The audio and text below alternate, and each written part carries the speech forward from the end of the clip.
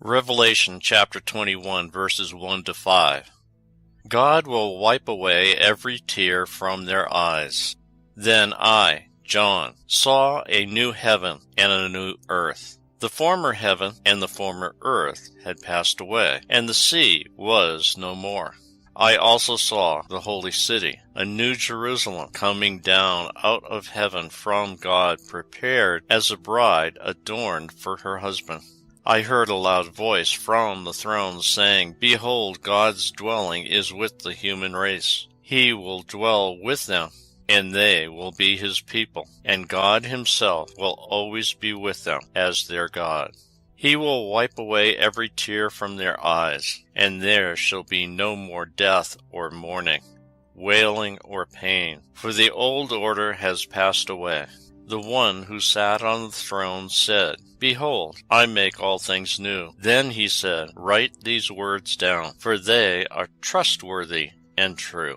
John has seen the doom of the wicked, and now he sees the happiness of the blessed. The dream of the new heaven and earth was firmly planted in Jewish tradition. "Behold," said God to Isaiah, "I create new heavens and a new earth, and the former things shall not be remembered or come into mind." Isaiah 65:17. Isaiah speaks of a new heaven and a new earth, which God will make, in which life will be one continual act of worship. Isaiah 66:22. The notion is equally strong between the New and Old Testament Jewish writings of Enoch. "I will transform the heaven and make it an eternal blessing and light, and I will transform the earth and make it a blessing." Enoch 45 verse 4. There will be a new creation accomplished, which will endure for eternity.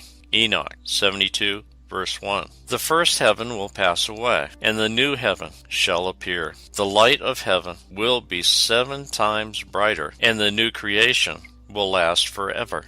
Enoch 91:16. The Mighty One will shake creation only to renew it. 2 Baruch 32:6. God will renew his creation. 2 Esdras 7:75. The picture is always there, and its elements are always the same. Sorrow will be forgotten. Sin will be vanquished. Darkness will end. The temporariness of time will become eternity. This continuing belief is a witness to 3 things: to the unappeasable longing in man's soul, to man's inborn sense of sin, and to man's faith in God.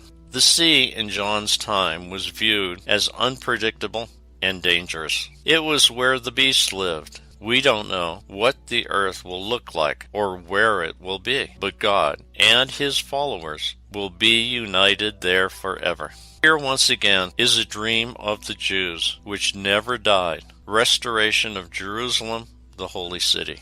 This dream has a background which is essentially Greek. One of the great contributions to the world's philosophical thought was Plato's doctrine of ideas and forms. Plato, 427 to 347 BC, taught that in the invisible world there existed a perfect form or idea of everything upon earth. Everything on earth was an imperfect copy of the heavenly form and ideas. If that was so, there is a heavenly Jerusalem, of which the earthly Jerusalem is an imperfect copy of the heavenly Jerusalem. That is what Paul is thinking of when he speaks of the Jerusalem that is above. Galatians chapter 4, verse 26, and also what is in the mind of the writer to the Hebrews when he speaks of the heavenly Jerusalem. Hebrews 12:22. This conception of pre-existing forms may seem strange,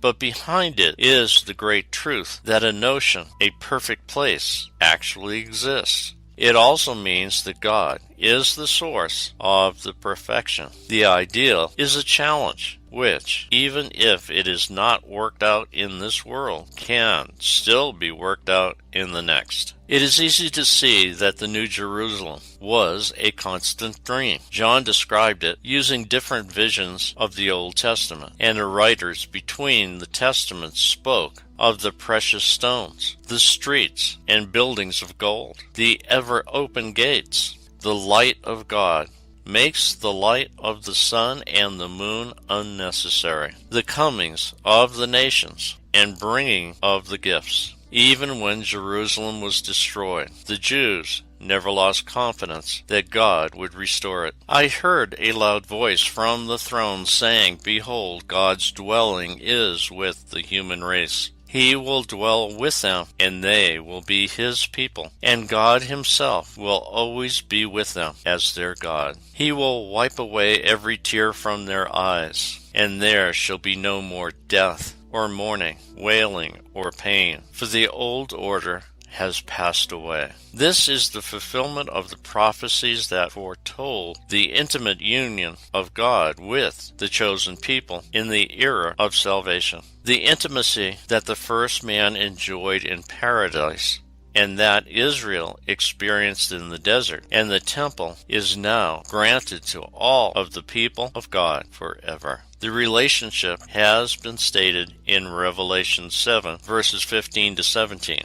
God's eternal friendship brings certain things. Tears, grief, crying, and pain are gone. That, too, had been the dream of the prophets in ancient days. They shall obtain joy and gladness, said Isaiah, of the pilgrims of the heavenly way, and sorrow and sighing shall flee away. Isaiah 35:10. I will rejoice in Jerusalem, and be glad in my people. No more shall be heard the sounds of weeping and crying of distress. Isaiah 65:19. Death too shall be gone. That too had been the dream of the ancient prophets. He will swallow up death in victory, and the Lord God will wipe away tears from all faces. Isaiah 25:8. God is the creator, therefore the first. The Bible begins with the story of God's creation of the universe.